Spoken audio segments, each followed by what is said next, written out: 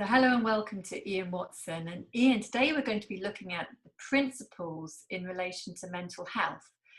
So this is certainly an area that's really close to your heart. So tell me a little bit about your understanding in this. Well, it is close to my heart, Liz, and it's, I think, becoming even more close to my heart the further I go along this journey. At the moment, you can't open a newspaper without a report of how many children are now on Prozac or similar kinds of medication.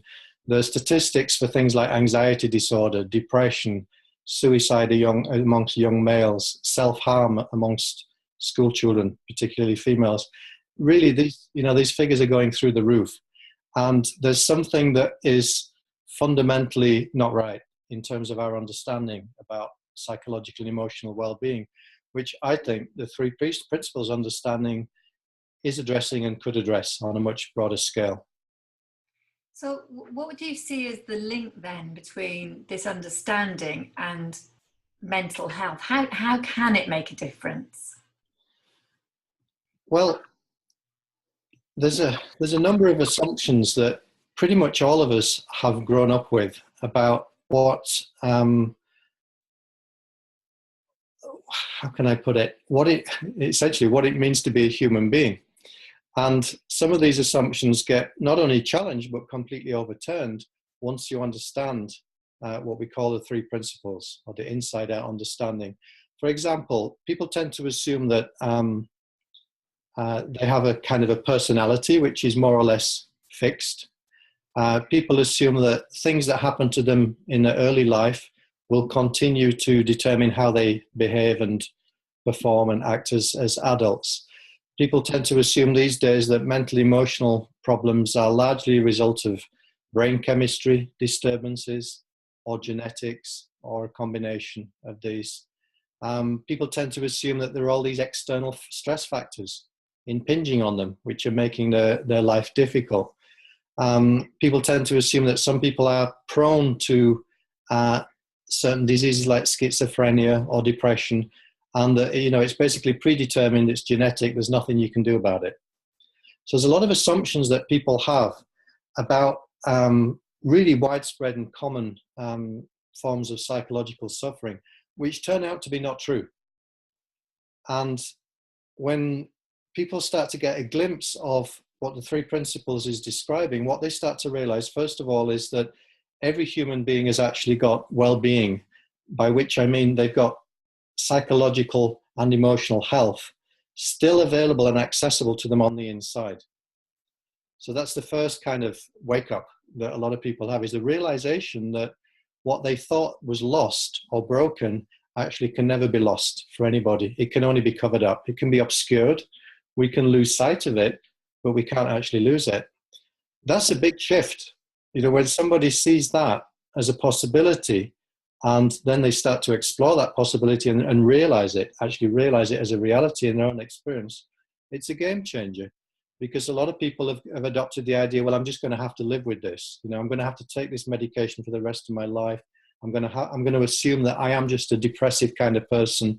There's nothing I can do about that. Suddenly they see, well, actually, no, that's not true.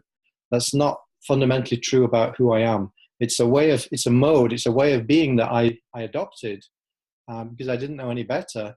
But actually, when I understand how my experience gets created, I don't have to keep living that way for the rest of my life. So what you're talking about here, and I guess there's a bit of a distinction to make, is like having an understanding about how we operate psychologically, and maybe a way or a strategy in order to have a better experience of life. And I'd love just to sort of hear how you explain the difference. Yeah, what we're not doing is giving people a better coping strategy or better coping mechanism. Chances are they've got a few of those already. People do things the best they can to try and cope with the problems that they have, and sometimes we do things which are helpful, sometimes we do things which end up being more harmful, self-destructive things. But once you start to see that you actually have well-being available to you on the inside, you don't need to do anything to make that happen. All you have to do, first of all, is to realize it. is to realize it as a fact in your own experience, and also simultaneously to understand what it is that you've already been doing that took you away from that or seemed to take you away from it. That's why we call it an understanding. So the understanding is helpful because you start to see, oh my God, that's what I've been doing innocently. I hadn't realized that. I hadn't realized that I'd actually been participating in the creation of this ongoing psychological or emotional experience. And once you see that that's the case, it has to be realized, not just intellectualized. Anybody who sees that, they suddenly see that they don't have to. So are you saying then that this understanding can be shared with children? Because I know that's an area that you're particularly passionate about. So can children pick this up? Absolutely they can, and a lot easier than adults in my experience. The simple reason being that they haven't yet adopted so much of the conditioning about themselves and about life as they will have if, in another 5, 10, 15 years time. So children are naturally resilient. One of the things we love about children is the fact that they can bounce back very quickly. They can be very upset, very distressed 1 minute. The next minute they're absolutely fine as if it never happened. And we kind of admire that in children, but we don't see that adults have the same capacity to bounce back. And the only reason that we seem to not bounce back so quickly is that we learn to think about and reflect on our experience in a way that we didn't used to do as youngsters. And so youngsters have this natural capacity to think their way into an experience and then to let that thought go and be in the moment. So they're straight on to the next experience.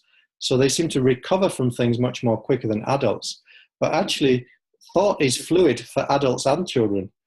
So the wonderful thing is that adults become more childlike when they learn this, this understanding. They kind of start to reclaim that capacity to let things go a lot quicker, which means that you recover a lot quicker. It doesn't mean that you never get thrown. You will get thrown, but you will recover much more quickly, and you'll have that innate knowing that you can recover, which a lot of people lose sight of. When someone's been down or upset or ill for a long time, they start to get hopeless. They start to feel like, well, this is what I've got to live with now. They lose sight of the possibility that they can come back to a healthy place. Kids they just know that. They tend to know that they'll be all right tomorrow. They'll be all right when they wake up. They know that they get over things. That is their experience.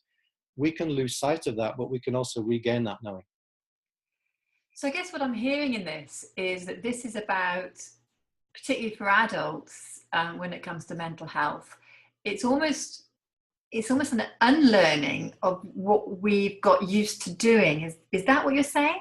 It's an unlearning of not only what we got used to doing, but it's an unlearning of ways of thinking about ourselves which have not been serving us and which are not fundamentally true. So actually, what we're talking about here, when you talk about this principles-based approach, is, and again, I'm looking particularly at adults because I know if anybody's like me, there's a lot of stuff going on in your head. It's almost like it's clearing space in your head as opposed to adding more stuff or trying to control thoughts. Or is that what we're talking about? Exactly right. That's exactly what happens, is that people tend to find that a lot of the habitual thinking they've been living in is actually not being conducive or helpful in terms of their life experience. And the recognition of that enables a lot of that, I call it extraneous thought. A lot of that extraneous thought literally starts to fall away. You realize you don't need to carry it. It's not helpful or necessary. And as your head starts to clear of all the extraneous thought, what that leaves you with is a natural, innate sense of well-being, sense of hope, sense of optimism, sense of possibility.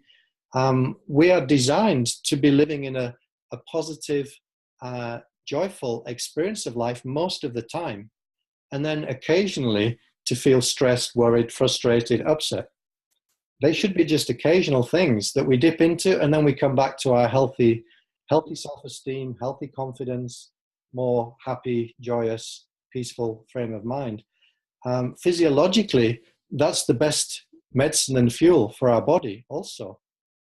Science has shown that now, that all of the markers of health, things to do with immune system response and cell replication and repair, all of these things work much better when we're in a nice, relaxed, peaceful, positive frame of mind.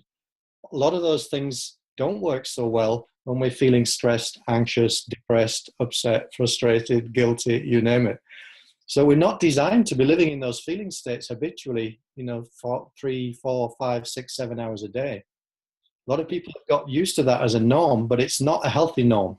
It's what I would call an unhealthy norm. And when people see that there's another alternative available to them, people automatically move in the direction of that healthier alternative because they recognize the truth of it. Once they see that it's a possibility, they recognize, oh yeah, of course. How could that not be natural to me? This sounds really hopeful.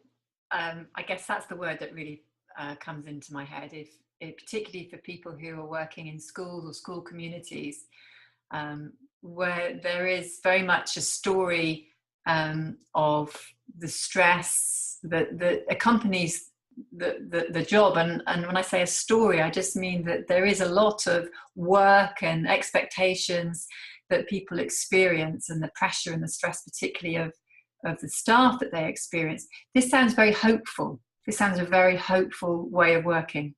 It is, but it's hopeful to me in a very realistic way, not a Pollyanna-ish kind of way. It's hopeful in the sense that there is genuinely a possibility for people that they may not have seen, which when they do see it will give them a completely different experience of life. Even if they're in the same job, even if they have the same length of to-do list, even if they're working with the same staff members who seem to be able to wind them up, the trick is to see that the externals don't have to change. It's what we are generating on the inside that gives us the experience of it as being either stressful or joyful or anything in between. And this is a really powerful thing when people realize I can go into that same work environment, but I can go in with a completely different feeling state. Then you can have a very different experience and you have a very different impact on that environment. And most people are waiting for the environment to change before they relax.